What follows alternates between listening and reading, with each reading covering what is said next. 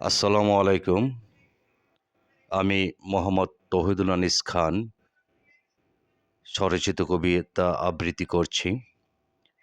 কবিতার শিরোনাম অশান্তির হোক অবসান। অর্থের মাপকাঠিতে যখন হয় মূল্যায়ন, সমাজের বিবেক হয় অবধারিতভাবে অবমূল্যায়ন।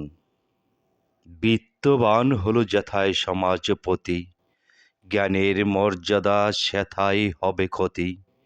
জ্ঞানীদের করে রেখেছ সেথায় অবরুদ্ধ, অন্যায়ের সকল দুয়ার খুলে নয় ছয় আর ছলাকলাই করেছ কার্যসিদ্ধ।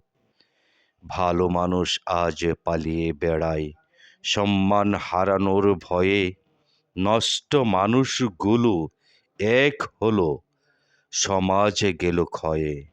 সালিশ যারা করতো আগে এখন তাদের সালিশ হয়, ন্যায়ের নিশ্চয়তা দিত যারা তাদের নিশ্চয়তা নাই। একাল সেকালের মাঝে আজ কত ব্যবধান, ধোলাই লুটেছে আজ জ্ঞানীদের সম্মান। মানব সত্তা যেখানে হয় বিদীর্ণ, সভ্যতা সেথায় বিপন্ন।